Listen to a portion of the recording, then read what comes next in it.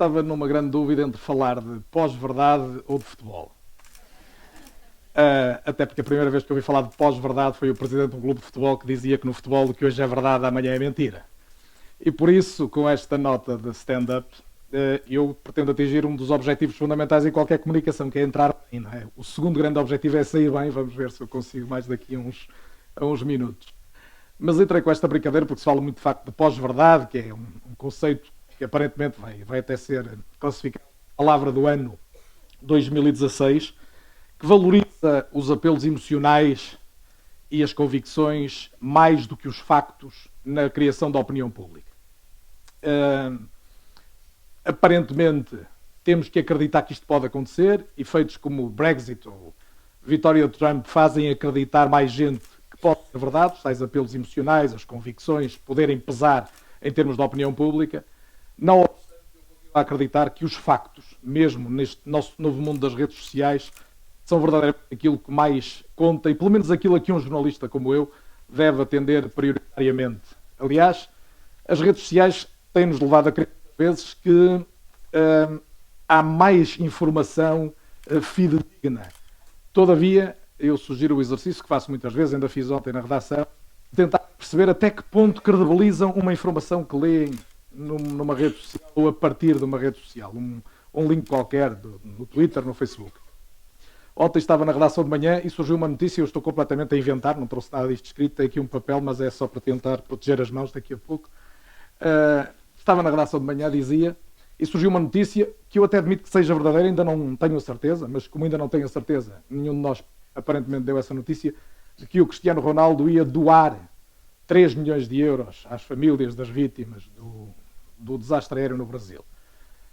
Qual é a primeira obrigação do jornalista? É verificar. Um dos nossos princípios é a verificação das notícias. A primeira verificação que eu fiz é aquela que muitos de nós fazemos quando estamos a ver uma notícia que nos surge através do Facebook designadamente, que é, deixa lá ver a fonte.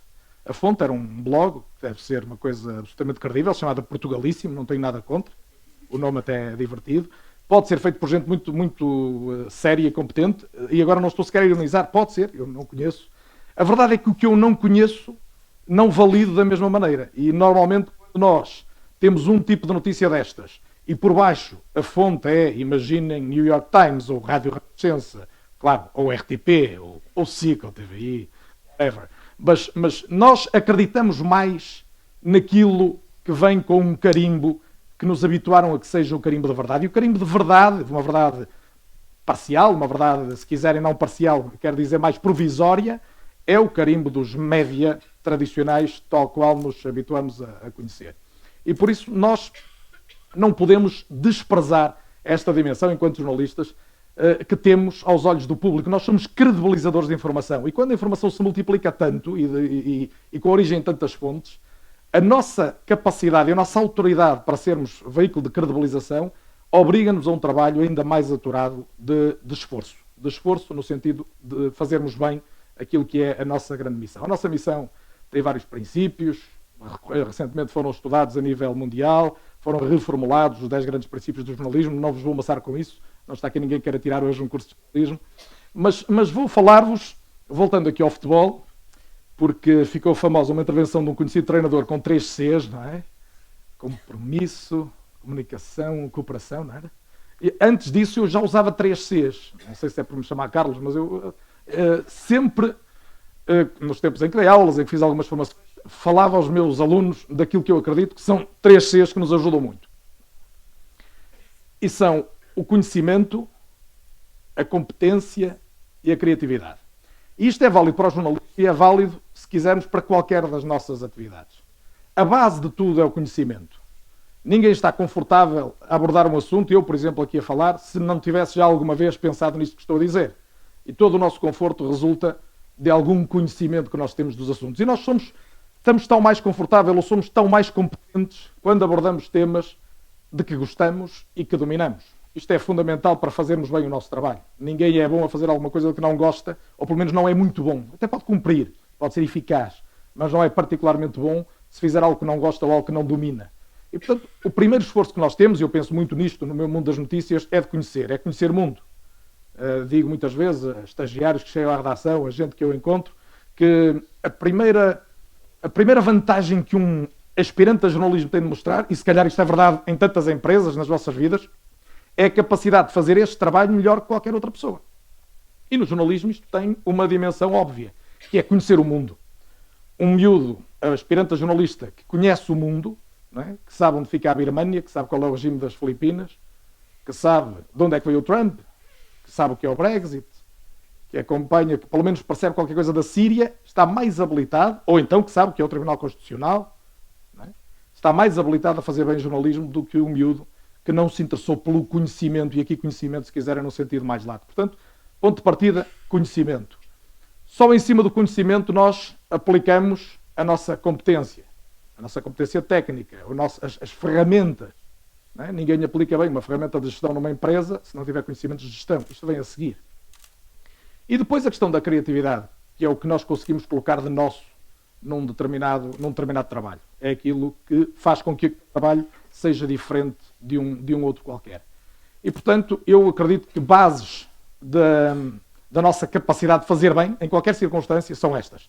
Conhecer primeiro, o mais sólido, ser competente, tecnicamente habilitado e, no fim, ter alguma coisa a mais, sobretudo em áreas que têm a ver, não quero ser pretencioso falar em talento, mas que têm a ver com alguma dimensão artística, se quiser, nota artística, se quiser voltar ao futebol, dimensão artística em algumas atividades e algumas áreas, nas quais eu incluo genericamente todas as áreas da comunicação, o jornalismo também.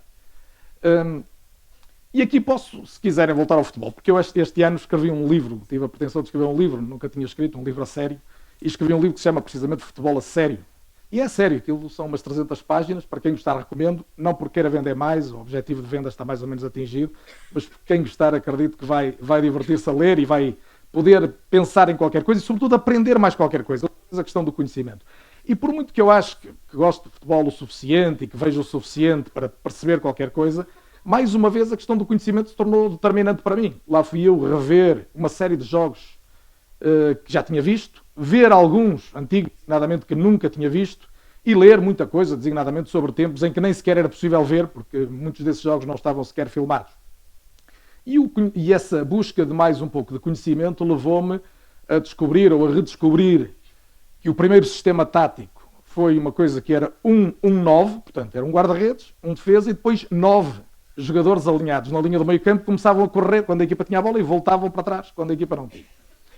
E a evolução da tática, e se quiserem a tática é o pensamento sobre o jogo, fez-se sempre assim, da frente para trás. Foram-se tirando jogadores da frente para trás e as táticas foram sendo cada vez mais equilibradas e menos inclinadas para a frente. Isto depois é engraçado, porque nós acabamos por perceber, por exemplo, há um sistema muito famoso, diz que é o pai dos sistemas de jogo, eu explico isto de maneira simples, para todos entendermos, que é uma coisa chamada WM, no fundo é o desenho de um W e o desenho de um M. Portanto, 2-3, 3-2 no campo, mais o guarda-redes. Os 3 jogadores mais defensivos passaram a tornar-se um dia 4, porque mais uma vez recuou um do meio campo para a defesa. E depois eu particularmente, crescemos a ouvir falar no quarto defesa. O quarto defesa era precisamente isso. Não era mais um defesa central, era o quarto elemento que recuou para a defesa. Depois há uma história extraordinária também, que os húngaros, é uma justiça que se lhes deve fazer, foram absolutamente determinantes na evolução do futebol. Tinha havido o WM, o tal WM começa em Inglaterra, numa grande equipa do Arsenal nos anos 30 do século passado. Depois os austríacos têm um homem genial chamado Meisel, que é o primeiro grande pensador do jogo em termos de filosofia de jogo, também nos anos 30, uma coisa extraordinária. E depois os húngaros, por volta dos anos 50, conseguem de facto pegar no jogo e dar-lhe uma dimensão planetária. Por exemplo, são os húngaros que levam um sistema já mais evoluído, que é o chamado 4-2-4, a ver, além dos 4 defesas, já havia mais 2 médios, a coisa estava mais equilibrada, levam isto para o Brasil, depois até trazem isto para Portugal, com o homem famosíssimo, Bela Gutmann, que veio, curiosamente, do Brasil para Portugal e para treinar, poucos o sabem, pela primeira vez o Futebol Clube do Porto. No primeiro ano é campeão no Porto, e só depois de ser campeão no Porto é que é atraído pelo Benfica, vai para Lisboa, treinar o Benfica e torna-se bicampeão da Europa, os 2 grandes títulos que ainda hoje fazem o melhor momento da história do Benfica. Esse homem, Bela Gutmann, quando chegou a Portugal, as equipas ainda jogavam com 5 na frente, e é o senhor que tem a ideia, também neste caso, de puxar mais um para trás. No Benfica foi um homem chamado Mário Coluna, quando ele chegou era avançado, e que passou a ser o médio-centro mais influente do Benfica e do futebol português numa década. Pronto, andei para lá estudar isto, trouxe-vos aqui o exemplo para acreditarem que eu estudei mesmo, não é? E para pensarmos também nisto, a evolução do jogo fez-se muito sempre pelo conhecimento que os treinadores, designadamente, quiseram ir tendo do jogo. E o jogo acabou por ter um apogeu técnico, ou seja, as melhores equipas do mundo, em meados do século passado, eram o Real Madrid, porque juntou uma série de jogadores que eram absolutamente extraordinários, para quem sabe, obviamente, de Stefano, Copa, Rento, enfim, uma equipa fabulosa. As melhores equipas eram, no fundo, as que juntavam mais talento, as que tinham melhores jogadores. Era o apogeu da técnica. O Benfica também foi muito forte, porque teve essa geração extraordinária. No Brasil havia o famoso Santos de Pelé, que também ganhava tudo. E este apogeu da técnica vai até 1970, quando uma grande equipa do Brasil ganha o Mundial do México, com jogadores absolutamente geniais, Pelé à frente dos outros, mas depois Jairzinho, Rivelino, Gerson, Tostão, enfim, jogadores que fazem parte da grande história do futebol como verdadeiros artistas. Depois vem o apogeu da dimensão física do jogo. O futebol começou a importar o saber de outras modalidades, designadamente do atletismo, mas também da halterofilia, muito saber desenvolvido a leste nas grandes escolas de educação física. E então as equipas de leste e as equipas dos países do norte apostaram fortemente na condição atlética, também por serem, em alguns casos, pessoas naturalmente mais atléticas, mais altas, e então tivemos o apogeu do físico, em que as equipas inglesas e alemãs, até na ordem contrária, primeiro alemãs, depois inglesas, dominam o futebol. E depois chegamos a uma fase que vem desde os finais dos anos 80, desde meados dos anos 80 do século passado, em que a tática passou a ser muito, muito valorizada. Houve um grande confronto em Itália entre jogar-se mais uma marcação ao homem ou uma marcação à zona. A zona ganhou e ainda hoje é mais seguida e as grandes equipas do mundo marcam mais à zona do que ao homem. Posso contar-vos num minuto, se eu conseguir contar esta história num minuto, ainda me restam 5 para dizer o que eu ainda quero dizer a seguir.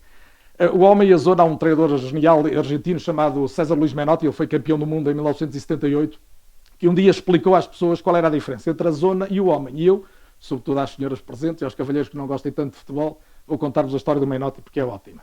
O Menotti chamou um jogador que não era propriamente muito dotado, pelo menos do ponto de vista mental, e disse, eu vou-te explicar, é assim, tu tens um cão de guarda, um cão feroz. Há 2 ladrões que te querem assaltar a casa. O cão está a correr atrás dos ladrões. Ora bem, um dos ladrões foge, ele persegue o ladrão, o outro, entretanto, percebe que a porta ficou aberta e vai e assalta a casa. Tens um outro cão que não é tão feroz e por isso sempre que os ladrões se aproximam apenas ladra. Não apanha ladrão nenhum, mas também nenhum entra em casa. O primeiro marca o homem, o segundo marca a zona. O jogador ficou um bocado baralhado e conta a lenda que nunca mais jogou na equipa do Menotti. Mas a história é ótima para percebermos que, de facto, todos os grandes saltos, e eu usei o exemplo do futebol, porque é algo que me agrada particularmente, se dão sempre pela capacidade de pararmos para pensar. Não é? Porquê é que eu tenho de ir correr atrás de alguém? Já havia um ucraniano chamado Viktor Maslov, também no futebol, que dizia que isso é humilhante para o jogador que faz a chamada marcação ao homem. Quer dizer, que jogador sou eu se a minha missão no campo é correr atrás de outro? Eu sou uma inutilidade. Como eu, pode jogar um qualquer. Não é? E, portanto, o avanço foi-se dando e, de repente, e agora vou pegar aqui na minha cábula, é o momento da cábula, porque eu quero dizer aqui uma série de nomes, vocês conhecerão. José Mourinho, André Vilas Boas, Fernando Santos, Jorge Jesus, Vítor Pereira, Rui Vitória, Paulo Fonseca, Marco Silva, José Peseiro, Nuno Espírito Santo, Paulo Sousa, Carvalhal, Paulo Bento, Carlos Queiroz, antes dele também Josualdo Ferreira, José. Esta gente toda é portuguesa e ganha no mundo. O mundo vem a Portugal buscar esta gente para serem campeões em paragens tão longínquas como Inglaterra, o México, Egito, a Suíça, Israel, grandes carreiras em Espanha, em Itália. E porquê? Não é?